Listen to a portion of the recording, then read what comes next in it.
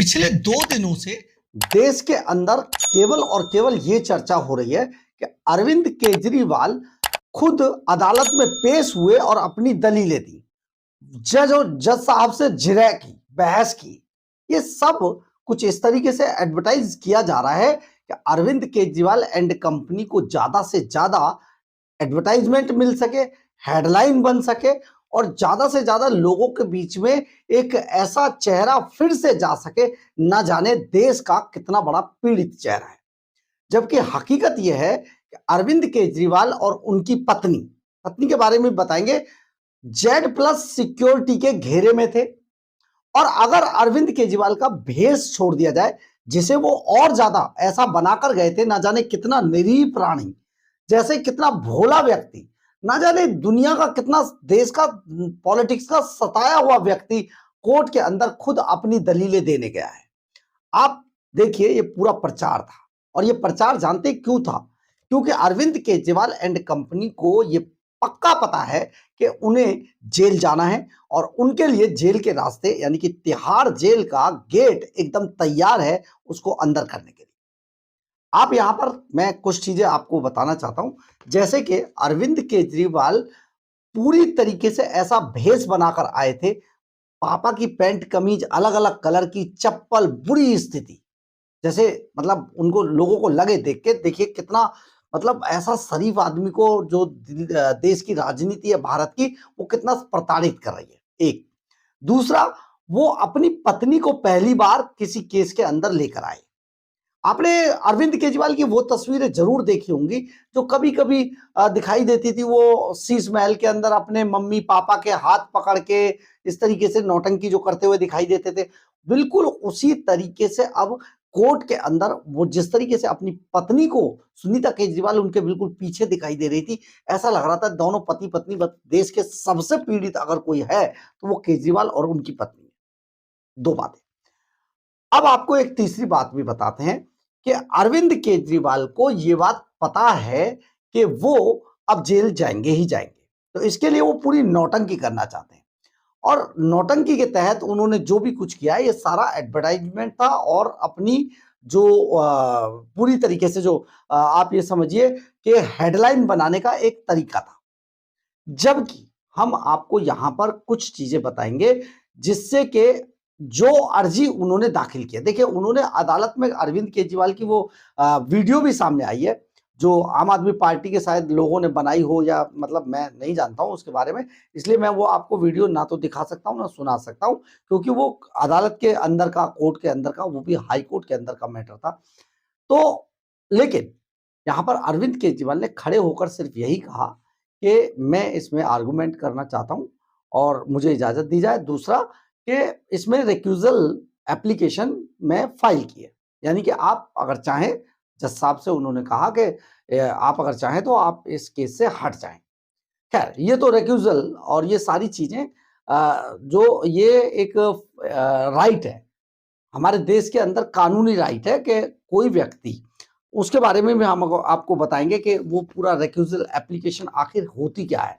लेकिन सबसे बड़ी बात यह है, हम आपको यहाँ पर यह भी जरूर बताएंगे कि कोई भी व्यक्ति को हमारे यहाँ जो 1961 की धारा 32 है, वो ये अधिकार देती है बाकायदा कि वो अपने मामले में पैरवी कर सके। ये भी हम आपको पूरा मामला समझाएंगे। लेकिन सबसे बड़ी बात यह है कि अरविंद केजरीवाल पाकिस्तान की उस क्रिकेट टीम की तरह हो गए हैं जो खेलने से पहले कह दे कि भैया एम्पायर आप हमारी मर्जी का दीजिए, तभी हम क्रिकेट खेलेंगे, मैच खेलेंगे। लेकिन ऐसा होता नहीं है, अदालतों में ये सब चीजें नहीं है।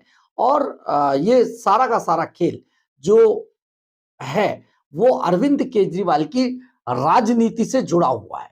यानी अरविंद केजरीवाल आने वाले समय में, हम आपको यहां पर यह भी बता देते हैं, आने वाले समय में यह भी हो सकता है कि वो जो है कोर्ट के अंदर ही धरने पर बैठ जाए, अदालत में ही धरने पर बैठ जाए, यह भी हो सकता है। तो एक बड़ा बड़ा इवेंट क्योंकि वो करना चाहते हैं, क्योंकि वो उन्हें पता है कि वो फंस चुके हैं, उनके खिलाफ सारे सबूत मौजूद हैं। हम इस पर भी कुछ नहीं बोलना चाहते हैं कि अदालत में निचली अदालत में राउज एवेन्यू कोर्ट के ट्रायल कोर्ट में क्या हुआ, कैसे हुआ, हम इस पर कुछ नहीं कहना चाहते क्योंकि ये अदालत का मामला है, टिप्पणी करने का कोई सवाल ही पैदा नहीं है। लेकिन अरविंद केजरीवाल अब जो नौटंकी करने वाले, जिसका जिक्र तुषार मेहता ने, जो एसजी हैं, सॉलिसिटर जनरल तुषार मेहता ने किया है, वो इसी से जुड़ा हुआ है कि वो पूरी तरीके से अपनी नौटंकी को आगे बढ़ाने के लिए अब तैयार है और बहुत कुछ आपको देखने को मिल सकता है। आपको हम इस केस में आगे बताए हैं, इससे पहले आप थोड़ी सी चीजें हमने आपको नोटिस कराई हैं, उस पर भी गौर कीजिएगा। नमस्कार, मैं हूं कुमार गजेंद्र, जनपद ऑन द स्पॉट में आपका स्वागत है। हमारे एक दूसरे social media platform podcast with Kumar Gajendra में भी आपका स्वागत है, जहां आप हमें सुन सकते हैं। दरअसल है क्या, अरविंद केजरीवाल ने अदालत से कहा कि वे अपनी कानूनी अधिकार का इस्तेमाल करते हुए, जो जिसको ऐसे उछाला जा रहा है ना मीडिया के अंदर, मतलब पता नहीं क्या परले आ गई है, क्या हो गया, अरविंद केजरीवाल ने क्या कर दिया है, जबकि ये केवल और केवल एडवर्टाइजमेंट का खेल है। अरविंद केजरीवाल एक इतने शातिर खिलाड़ी हैं राजनीति के कि वो अपने हर कदम में एक नई राजनीति चाल घुसा देते हैं, यानी कि हर चीज में उनको राजनीति सूझती है, इतने शातिर खिलाड़ी हैं। तो उन्होंने सिर्फ अदालत में यही कहा कि अपनी कानूनी अधिकार का इस्तेमाल करते हुए वे खुद अपना पक्ष रखना चाहते हैं। जस्टिस स्वर्ण कांता शर्मा की अदालत में उन्होंने ये कहा, और जब भी अदालत अनुमति देगी वे अपनी दलीलें पेश करेंगे। अदालत में उन्होंने सिर्फ इतना बोला है, और अदालत ने केजरीवाल की इस मांग पर सीबीआई को कल तक जवाब दाखिल करने का समय दिया है और निर्देश दिया है कि साथ ही जस्टिस स्वर्ण कांता शर्मा ने कहा कि अगर देखिए इस पूरे मामले के अंदर जो सॉलिसिटर जनरल तुषार मेहता है, उन्होंने बताया कि इस मामले में 7 और एप्लीकेशन, रिक्यूजल एप्लीकेशन आई हुई है कोर्ट के पास। तो स्वर्ण कांता शर्मा ने कहा कि अगर कोई और भी उनके खिलाफ रिक्यूजल की अर्जी देना चाहता है तो वो अदालत में अपनी अर्जी अभी दाखिल कर दे, यानी कि बाद में फिर ये अर्जी नहीं एक्सेप्ट की जाएगी, अभी दाखिल कर दे, क्योंकि इसमें 7 पहले भी एप्लीकेशन आ चुके हैं, ताकि सभी रिक्यूजल एप्लीकेशंस पर वो अपना फैसला दे सके, यानी कि इनको एक ही बार में सभी एप्लीकेशंस को निपटाया जा सके। ये जस्टिस स्वर्ण कांता शर्मा ने कह दिया है अरविंद केजरीवाल को। लेकिन अब सवाल ये पैदा होता है कि रिक्यूजल एप्लीकेशन है क्या। ये अपने आप में आज सबसे ज्यादा सर्च किया जा रहा है और सबसे ज्यादा ढूंढा जा रहा है। हम भी आपको वही बता रहे हैं। रिक्यूजल अर्जी का मतलब है जब किसी मामले को लेकर जज से अनुरोध किया जाता है कि कोई भी पक्षकार जज से अनुरोध करता है कि वह किसी केस की सुनवाई से खुद को अलग कर ले, ये रिक्यूजल एप्लीकेशन है। और ऐसा तब होता है जब किसी पक्ष को लगता है कि जज निष्पक्ष सुनवाई नहीं कर पाएंगे। अगर किसी पक्ष को ऐसे लगे, जैसे अरविंद केजरीवाल को आज के समय में लग रहा है, क्योंकि वो डर चुके हैं, उन्हें पता है कि दूध का दूध पानी का पानी होने वाला है, तो अब वो डर गए हैं। तो स्वर्ण कांता शर्मा, क्योंकि पहले भी उनके केस में, किसी भी केस में उनकी एप्लीकेशन जो जमानत की जो याचिकाएं थी उनको ठुकरा चुकी हैं, तो इसलिए अरविंद केजरीवाल एंड कंपनी को यह समझ आ गया है कि जस्टिस स्वर्ण कांता शर्मा की अदालत में अगर उनका केस ये जाएगा तो निश्चित रूप से वो केस हार जाएंगे। इसलिए अरविंद केजरीवाल बुरी तरीके से डरे हुए हैं और किसी भी तरीके से अदालत से इस मामले को, जस्टिस स्वर्ण कांता शर्मा की जो अदालत है उससे, कोर्ट से इसको हटवाना चाहते हैं। इसके लिए अरविंद केजरीवाल पहले हाईकोर्ट के चीफ जस्टिस के देवेंद्र उपाध्याय के सामने भी गए थे। उन्होंने जब इनकार कर दिया, बोला जी ये तो रोस्टर का मामला है, इस पे नहीं, कोई चेंज नहीं कर सकते, हम जज नहीं हटा सकते। तो इसके बाद सुप्रीम कोर्ट चले गए, सुप्रीम कोर्ट में भी उसका कोई रिजल्ट नहीं निकला। अब वो वापस आ गए और एक नई नौटंकी के साथ वापस आए। क्या इसमें रिक्यूजल का निपटारा एक साथ किया जाएगा, और रिक्यूजल अर्जी का मतलब है कि वह किसी केस की सुनवाई से अपने आप को, जज को कहते हैं कि अलग कर सकें। ऐसा तब होता है जब किसी पक्ष को लगता है कि जज निष्पक्ष सुनवाई नहीं कर पाएंगे या करेंगे, ठीक है। इसके बाद या संबंधित जज का इस मामले से कोई व्यक्तिगत या पेशेवर पहले का जुड़ाव है या किसी कारण से पक्षपात की आशंका है। तो पहले का जुड़ाव वाला जो शब्द है इसको आप जरा गौर से सुनिए। वो कहते हैं कि या जो कानून कहता है कि संबंधित जज का इस मामले से कोई व्यक्तिगत या पेशेवर या पहले का जुड़ाव है या किसी कारण से पक्षपात की आशंका लगती है। तो क्योंकि जुड़ाव हमने आपको बता दिया, जस्टिस स्वर्ण कांता शर्मा इससे पहले जब राउज एवेन्यू कोर्ट के अंदर सीबीआई की जज थी, तो उस वक्त यही मामला, शराब घोटाले का मामला, उस वक्त जस्टिस स्वर्ण कांता शर्मा के यहाँ गया था। इन्होंने एक एक करके सभी आरोपियों ने जमानत लगाई थी, लेकिन स्वर्ण कांता शर्मा ने किसी की भी जमानत याचिका एक्सेप्ट नहीं की थी। इसी बात से ये पॉइंट सिर्फ यहाँ पर अप्लाई हो रहा है। और पक्षपात की आशंका है तब असंतुष्ट पक्ष रिक्यूजल एप्लीकेशन दाखिल कर सकता है। तो केवल एक अरविंद केजरीवाल को एक पॉइंट पर लगता है कि क्योंकि पहले ये इसी मामले की सुनवाई के अंदर इन सभी की जमानत याचिकाओं को खारिज कर चुकी हैं, इसलिए उन्हें लगता है कि अब अगर ये केस इनके पास जाएगा तो निश्चित रूप से वो केस हारेंगे और उन्हें तिहाड़ जेल का रास्ता दिखा दिया जाएगा। इस बात से डरे हुए हैं।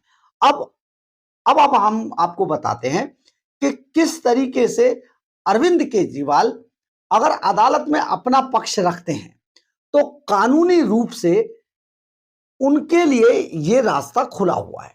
क्योंकि हमारे कानून की ये खूबसूरती है कि यहां पर कई चीजें ऐसी हैं जिसको देखकर सुनकर लगता है कि सचमुच कानून में बहुत सारा स्पेस अपराधी या जो आरोपी हैं उनको भी दिया गया है। जस्टिस स्वर्ण कांता शर्मा की मैं एक बात बताता हूँ कि उन्होंने एक दिन मुझे जब वो सीबीआई की जज हुआ करती थी, मुझे बताया कि जो एक्यूज होते, जो अपराधी होते, उनके भी अपने फंडामेंटल राइट्स होते हैं। तो ये बात क्योंकि मैं क्राइम रिपोर्टिंग से जुड़ा हुआ था तो बहुत सारी चीजें होती थी, तो उन्होंने जब बताया तो मुझे बड़ा अच्छा लगा कि एक जज इस तरीके की चीजें विस्तार से चीजें रखती हैं और वो बताती हैं। तो सचमुच ये एक बड़ा अच्छा वो था। अब हम आपको इस उनके खुद जिरह करने का जो अरविंद केजरीवाल के जो एप्लीकेशन है उसके बारे में थोड़ा सा बताते हैं। दरअसल है क्या कि उन्होंने किस आधार पर, देखिए यहां पर दो बातें पहले समझ लीजिए कि जो जिरह करने का जो मामला है ना, ये उनका किसी भी आरोपी का मौलिक अधिकार नहीं है, फंडामेंटल राइट नहीं है। वो एप्लीकेशन दे सकता है, लेकिन उस संबंधित अदालत का या जज का या जस्टिस का ये विवेकाधिकार है कि वो इस एप्लीकेशन को एक्सेप्ट करें या ना करें। मतलब ये उनके विवेक पर डिपेंड करता है कि वो अगर लगता है कि भाई पक्षकार कोई वकील हायर नहीं कर सकता या किसी भी तरीके से वो चाहता है, तो उनका विवेक अगर कहेगा कि ठीक है आप अपने दलील रखिए तो ठीक है, और नहीं तो वो कह सकते हैं कि आप वकील के साथ ही एडवोकेट के साथ आइए। यानी कि इस पर जो आरोपी है, जो भी आरोपी है, वो इस पर अड़ नहीं सकता, ये नहीं कह सकता ये मेरा फंडामेंटल राइट है। तो आप यहां पर इस बात को समझ लीजिए। अब हम आपको इसके बारे में बताते हैं।